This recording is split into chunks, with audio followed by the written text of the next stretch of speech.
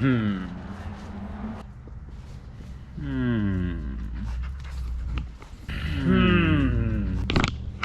man, welcome back to another vlog, and today we're gonna be fixing the damages from the Oregon Drift event. Throughout the entire event, we snapped the rear part of the MRT engineering arms, which been brainstorming in my head. I did this wrong as far as like my installation goes and how we did the alignment. I kind of messed up on that. We'll talk more about it later on in the video. We're here to fix, we're here to make better. MRT engineering sent me out replacement parts, and as a matter of fact, we actually get instructions now, because that wasn't a thing in the past. And then next we have the replacement parts, nice little sticker, and here it is. This is dope. And as a matter of fact, we have both sides, and that is because they actually have like a 2.0 version, and this bolt here is actually a lot thicker than what I have currently on the car. Let's do it. Doggy, Chloe, you approve? Yeah. You approve. So just by looking at this, look how much camber. Oh man, look how much tuck we have, and then look at this side. It looks crazy as heck. It still rolls, it still moves. It's just a little twisted, you know. Guys, we'll see. Let's get the car up. So I'm gonna try to fast forward and jacking up the car. Oh, it's beautiful. It's off the ground finally. That's cool. Imagine I was on air ride drift car. I'd be like at the track event.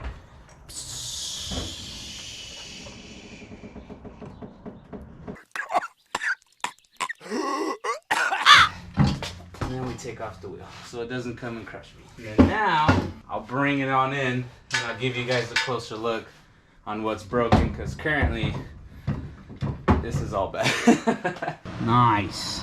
So these threads kept popping out, but like I said, there was probably a pretty big installation error on my part, so we're gonna try to fix this. I'm gonna take off my dual calipers. I'm gonna take off the one bolt on the coil. I'm gonna take off the 32 mil or 30, whatever it is, for the axle, all the axle bolts, and then undo that guy over there that's holding in the control arm. The whole control arm falls out. So just gonna time lapse that, make things easier. Let's do it.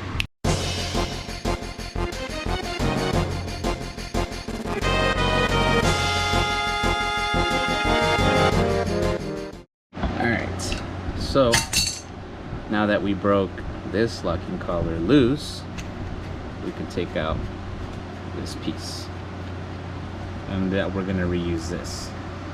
And then this is the culprit, the trash piece. Now, why this gave out, I have a pretty good guess, because when I originally had this in the arm, I had the threads to about here, which I was only using about like 30%, 40%, and not even halfway. The locking collar was definitely more over.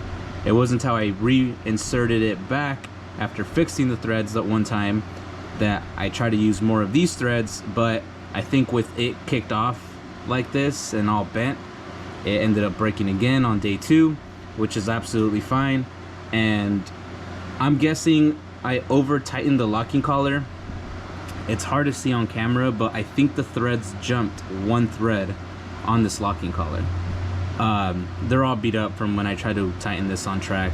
This happened from when it detached and hit the car, but I think I over tightened the locking collar, causing the locking collar to back off, and with it backing off, it started causing vibration. The vibration caused it to bend and ruin all the threads, so on and so forth. All right, trying to do everything with one hand. Big annoying. So there's that guy. There's that guy. Hammer to the rescue. Okay, this guy is a different size from this guy. You can see the schmeat difference on that. With that being said, I'm gonna have to bore out the hole on that welding piece on the bottom. We're gonna drill that out so we can slide the new piece on through. Let's do it. Okay, should be straightforward, right?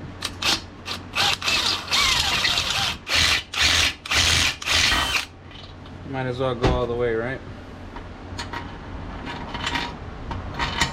That's perfect. There's a tiny bit of playroom, but the way this guy works and the step up, I kind of had to go in all the way, which is fine.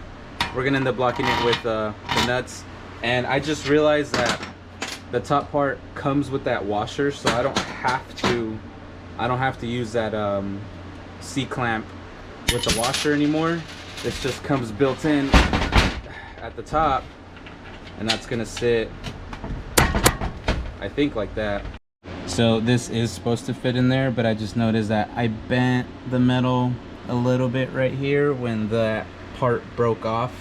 I like folded this lip in, so I'm gonna try to massage it out, hammer it out, and then go from there, because this should fit perfectly snug. Or I should just grind this down a bit. No, that won't work. Oh yeah, actually maybe it would, because once it goes inside and plays around in there, we'll try that. We'll see what happens. Man, that was high-key a nightmare, but we finally got this on, and it finally screws on. I had to clearance these sidewalls with this belt sander because the sidewall got damaged, because when the last piece broke and it started flying around in there, it bent and like chipped some metal on the sides up here, and so I couldn't screw this guy in. I didn't know, I just thought I was, you know, aiming wrong, but turns out it was that. So I took everything out, clearanced it, and then after clearancing it, it definitely works a whole lot better, and I can finally screw it all the way in. So on my end, this was really hard just because it broke, snapped, metal clashed against metal, bent a bunch of stuff. Even like this top portion where the washer is supposed to go, I had to like kind of fix the washer and notch it and stuff. All right, we are all done. It is all set to go and install back in. I ended up just impacting this on, and it went on like nothing. Cut the top off so it doesn't hit the frame.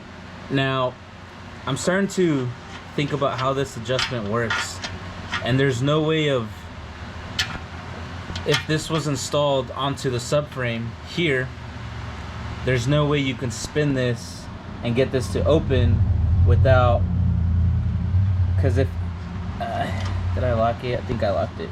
If I start spinning the center guy, this opens up, but the inside core also opens up, so I don't want that.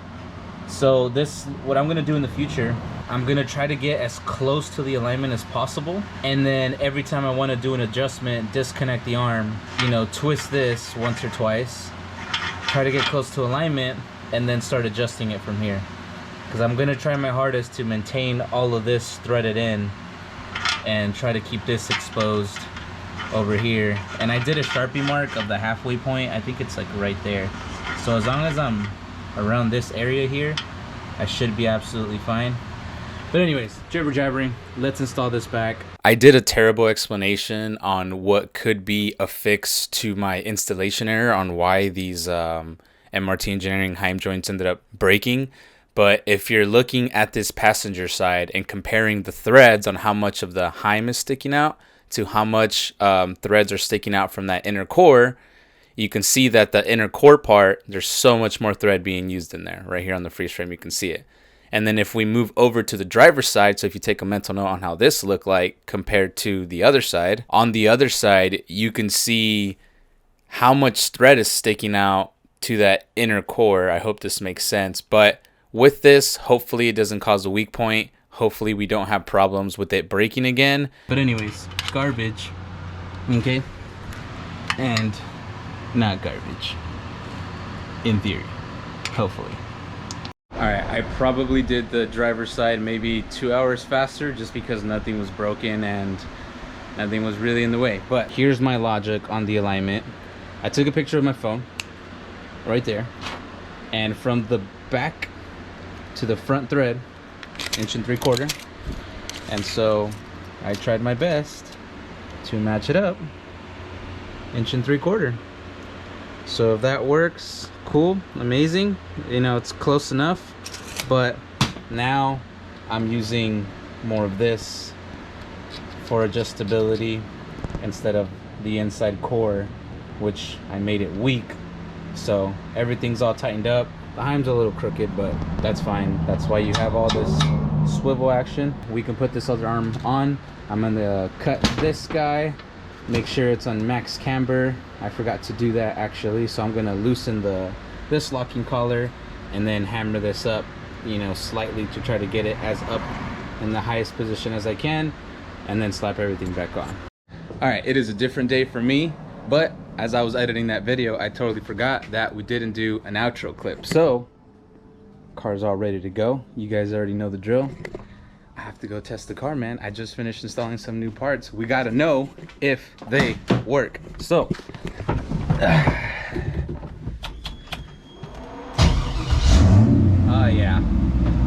I already warmed up the car. We're up to temp. Let's go.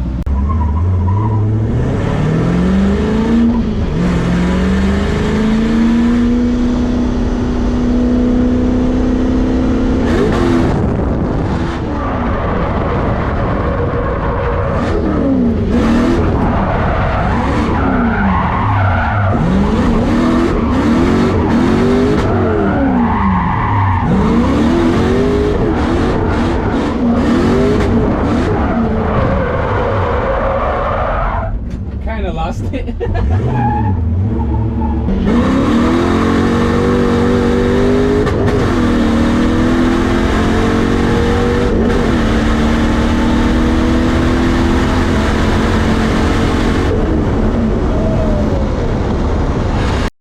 So hopefully those clips came out a little half decent. It's kind of annoying driving out there in like random roads because it gets so dusty, but it is what it is. Car rips. Car's good to go. Car has a lot of grip, which is surprising because these tires are not the healthiest. They probably have like 20% life left. But anyways, hopefully this clears things up on why the MRT Engineering little heim joints snapped. I'm hoping with this different orientation I have no more future problems. Nothing's perfect, stuff breaks, I get it.